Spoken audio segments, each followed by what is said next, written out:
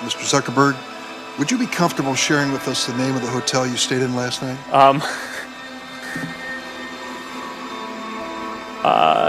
No. People who spend more time on Facebook suffer higher rates of depression than people who spend less time on Facebook. It'll destroy relationships, it'll cost time, and it'll cost money, and it'll make your life worse. You're scrolling the Instagram news feed, and your perfect friend posts another perfect yoga selfie.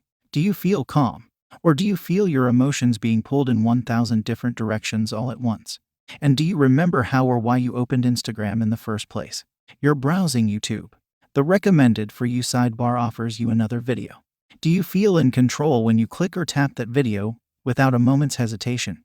Or do you feel like your mind is being tugged and prodded against your will? You're browsing Facebook and come across an outrageous and controversial video.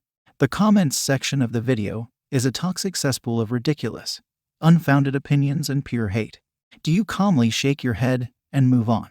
Or are you triggered into an hour-long keyboard war?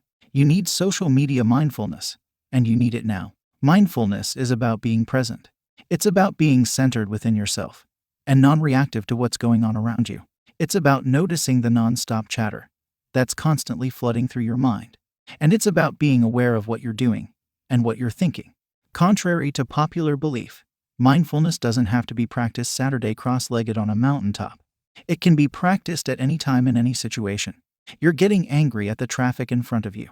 You can focus on the present moment and realize the pointlessness of your anger. You're getting bitter at your friend's success. You can focus on the present moment and create space around the negative emotions flooding into your mind. You're about to open Facebook for the 7th time today. Instead, you can come to the present moment and realize that you're doing this for no reason whatsoever. Yes, mindfulness can also be practiced while we use social media. And actually, it desperately needs to be, on an individual and a societal level. First, you need to understand the reality of the situation when it comes to social media. Social media in the modern day. Behind every social media platform, thousands of the world's smartest attention engineers are working their hardest to keep you on their platform for as long as possible. We live in an attention economy. The longer social media has your attention, the more money they make. Having your eyeballs on their platform means more money for their advertisers and more of your data to sell to other companies. Social media is a powerful attention monster. Every day it eats the attention of millions of individuals around the world, and then coughs out money for the business owners. We live in a world in which a tree is worth more financially dead than alive. In a world in which a whale is worth more dead than alive.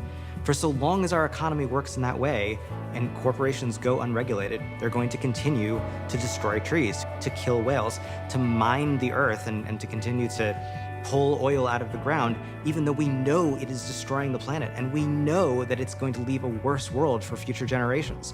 This is short-term thinking based on this religion of profit at all costs. And it's not only the platform itself. Every single news story and advertisement on the newsfeed is a click funnel that profits by making users click. Not to mention your friends' posts and stories, which utilize your natural urge to compare yourself to other human beings. Social media is a human marketplace. Just because social media use is common, that isn't a sign that it's harmless. If you don't believe social media can have a negative effect on your mental state, you need to see this graph. Notice how the increase in major depressive episodes begins in 2009, exactly when social media began to be prevalent. And why the difference in boys and girls? Because social media affects girls far more than boys.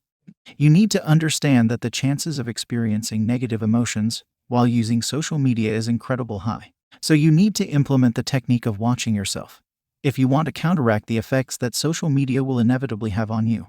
In his book Power versus Force, David R. Hawkins demonstrates the levels of consciousnesses human beings go through and scores them from 0-1,000. Here is where social media tends to fall on this scale. Mindfulness teachers believe that people absorb the frequency of consciousness that they surround themselves with. If you surround yourself with frequencies from 200 for 100, you'll absorb them and become a happier person. If you surround yourself with frequencies between 100 150, you'll absorb them and they will put you in a negative mood. Instagram is full of frequencies at 125. News articles often operate at 100. The YouTube comments section is frequently at 150. Occasionally, there are spaces on social media that operate between 200 for 100. But in general, social media is in the 100-150 range. We are more profitable to a corporation if we're spending time staring at a screen, staring at an ad, than if we're spending that time living our life in a rich way. And so we're seeing the results of that. We're seeing corporations using powerful artificial intelligence to outsmart us and figure out how to pull our attention toward the things they want us to look at rather than things that are most consistent with our goals and our values and our lives. If you want to see the transfer of negative frequencies happen before your eyes, just read through the YouTube comments section and watch the toxic behavior spread from person to person. There are a number of psychological reasons why comments section is full of haters.